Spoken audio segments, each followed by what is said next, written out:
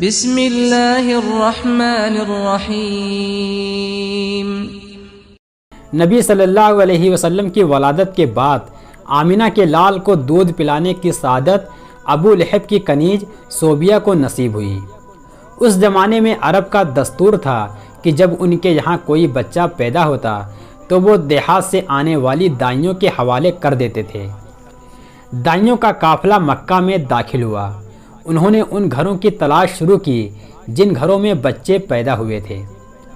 بہت سی دائیاں عبد المطلب کے گھر آئیں، نبی کریم صلی اللہ علیہ وسلم کو دیکھا، لیکن جب انہیں معلوم ہوا کہ یہ بچہ تو یتیم پیدا ہوا ہے تو اس خیال سے چھوڑ کر آگے بڑھ گئیں کہ یتیم بچے کے گھرانے سے انہیں کیا ملے گا۔ اس طرح دائیاں آتی رہیں اور یتیم جان کر جاتی رہیں۔ کسی نے آپ صلی اللہ علیہ وسلم کو دودھ پلانا منظور نہ کیا، اور کرتی بھی کیسے؟ یہ سعادت تو حضرت حلیمہ رضی اللہ تعالی عنہا کے حصے میں آنا تھی۔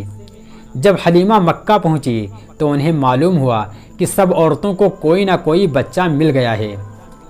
اب حلیمہ صرف بغیر بچے کی رہ گئی ہیں اور اب کوئی مکے میں بچہ باقی نہیں بچا۔ حلیمہ نے اپنے شوہر سے کہا لیکن ایک یتیم بچہ ضرور باقی ہے۔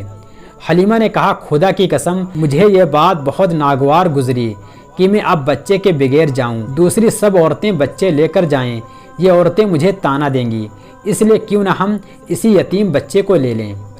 حلیمہ کے شوہر نے کہا کوئی حرج نہیں، ہو سکتا ہے اللہ اسی بچے کے ذریعے ہمیں خیر و برکت عطا فرما دے۔ چنانچہ حلیمہ سعدیہ عبد المطلب کے گھر گئیں تو عبد المطلب اور حضرت آمینہ نے ان کو خوش آمدید کہا۔ پھر آمینہ حلیمہ کو بچے کے پاس لے گئیں۔ آپ اس وقت ایک اونی چادر میں لپٹے ہوئے تھے۔ وہ چادر سفید رنگ کی تھی۔ آپ کے نیچے ایک سبز رنگ کا ریشمی کپڑا تھا۔ آپ سیدھے لیٹے ہوئے تھے۔ آپ صلی اللہ علیہ وسلم جب سانس لے رہے تھے تو اس کے ساتھ مشک کی خوشبو نکل کر پھیل رہی تھی۔ حلیمہ سعدیہ آپ کے حسن و جمال کو دیکھ کر حیرت زدہ ہو گئیں۔ آپ صلی اللہ علیہ وسلم اس وقت سوئے ہوئے تھے۔ انہوں نے جگانا مناسب نہیں سمجھا، لیکن جو ہی حلیمہ نے پیار سے اپنا ہاتھ آپ کے سینے پر رکھا، آپ مسکرا دیے اور آنکھیں کھول کر ان کی طرف دیکھنے لگے۔ حضرت حلیمہ رضی اللہ تعالی عنہا فرماتی ہیں میں نے دیکھا آپ کی آنکھوں سے ایک نور نکلا جو آسمان تک پہنچ گیا۔ حلیمہ سعدیہ نے آپ صلی اللہ علیہ وسلم کو گود میں اٹھا کر آپ کی دونوں آنکھوں کے درمیانی جگہ پر پیار کیا۔ پھر حلیمہ سعدیہ نے آمینہ سے اور عبد المطلب سے اجازت چاہی اور بچے کو لے کر قافلے میں آئیں۔ حلیمہ کہتی ہیں میں نے آپ صلی اللہ علیہ وسلم کو دودھ پلانے کے لیے گود میں اٹھایا۔ حلیمہ کہتی ہیں پہلے میں نے بائیں طرف سے دودھ پلانا چاہا لیکن آپ نے اس طرح سے دودھ نہ پیا، دائیں طرف سے آپ فوراً دودھ پینے لگے۔ اس کے بعد آپ صلی اللہ علیہ وسلم کی یہی عادت رہی، آپ صرف دائیں طرف سے دودھ پیتے رہے اور بائیں طرف سے میرا بچہ دودھ پیتا رہا۔ پھر قافلہ روانہ ہوا۔ حلیمہ سعدیہ فرماتی ہیں میں اپنے کھچر پر سوار ہوئیں، آپ کو ساتھ لے لیا۔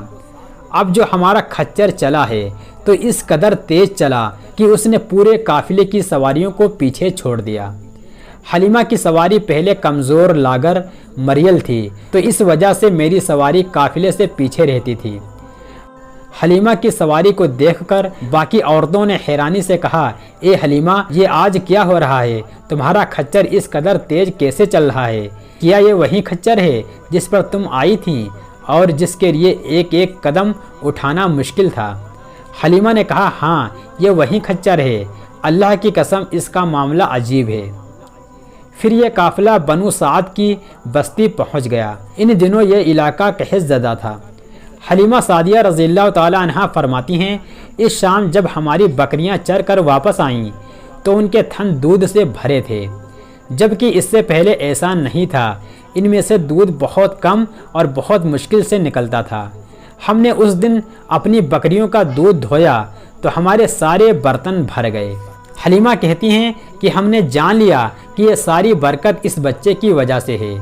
آس پاس کی عورتوں میں بھی یہ بات پھیل گئی، ان کی بکریاں بہت کم دودھ دے رہی تھیں۔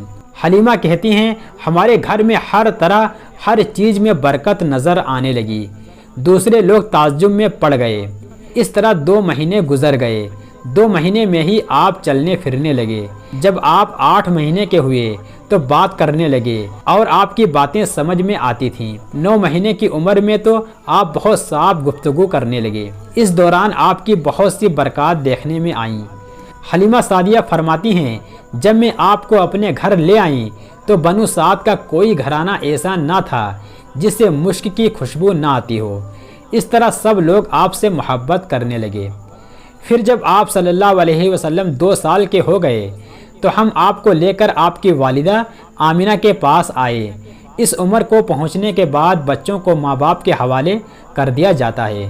ادھر ہم آپ کی برکات دیکھ چکے تھے اور ہماری آرزو تھی کہ ابھی آپ کچھ اور مدت ہمارے پاس رہیں۔ حلیمہ کہتی ہیں، ہم نے اس بارے میں آپ کی والدہ سیدہ آمینہ سے بات کی۔ ان سے یوں کہا، آپ ہمیں اجازت دیجئے کہ ہم بچے کو 1 سال اور اپنے پاس رکھیں۔ میں ڈرتی ہوں کہ اس پر مکہ کی بیماریوں اور آب ہوا کا اثر نہ ہو جائے۔ حلیمہ کہتی ہیں، جب ہم نے ان سے بار بار کہا تو حضرت آمینہ مان گئیں اور ہم آپ کو پھر اپنے گھر لے آئے۔ جب آپ کچھ بڑے ہو گئے تو آپ باہر نکل کر بچوں کو دیکھتے تھے، وہ آپ کو کھیلتے نظر آتے تھے۔ حلیمہ کہتی ہیں، ایک روز آپ نے مجھ سے یوں پوچھا، امی جان کیا بات ہے؟ دن میں ہمارے بھائی بہن نظر نہیں آتے؟ آپ اپنے دو شریک بھائی عبداللہ اور بہن انیسہ اور سیما کے بارے میں پوچھ رہے تھے۔ حلیمہ رضی اللہ تعالیٰ عنہا کہتی ہیں، میں نے آپ کو بتایا وہ صبح سویرے بکریاں چرانے جاتے ہیں، شام کے بعد گھر آتے ہیں۔ یہ جان کر آپ نے فرمایا، تب مجھے بھی ان کے ساتھ بھیج دیا کریں۔ اس کے بعد آپ اپنے بھائی بہنوں کے ساتھ بکریاں چرانے جانے لگے۔ آپ خوش خوش جاتے اور واپس آتے۔ حلیمہ کہتی ہیں، ایسے میں ایک دن میرے بچے خوف زدہ انداز میں دوڑتے ہوئے آئے اور گھبرا کر بولے، امی جان جلدی چلیے ورنہ بھائی محمد ختم ہو جائیں گے۔ یہ سن کر ہمارے ہوش اڑ گئے۔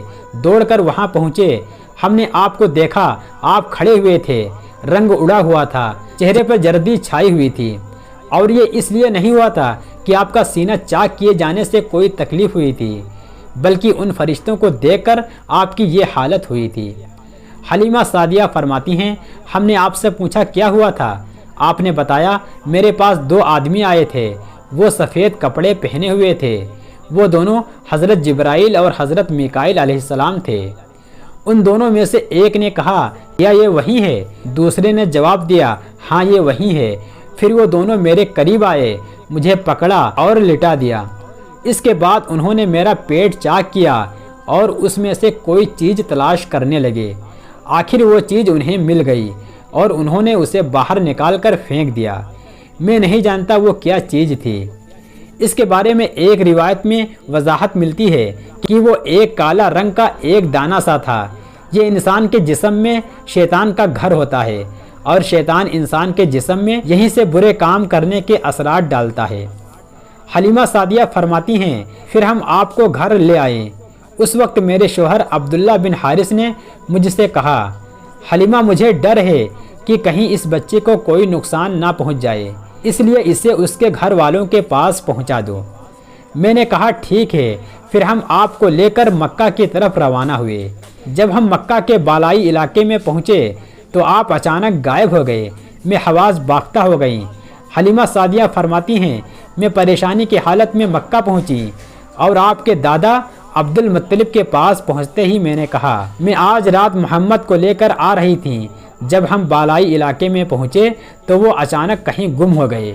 اب خدا کی قسم میں نہیں جانتی وہ کہاں ہے۔ عبد المطلب یہ سن کر فوراً کعبہ کے پاس کھڑے ہو گئے۔ انہوں نے آپ کے مل جانے کی دعا کی، پھر آپ کی تلاش میں روانہ ہو گئے۔ ان کے ساتھ ورقہ بن نوفل بھی تھے۔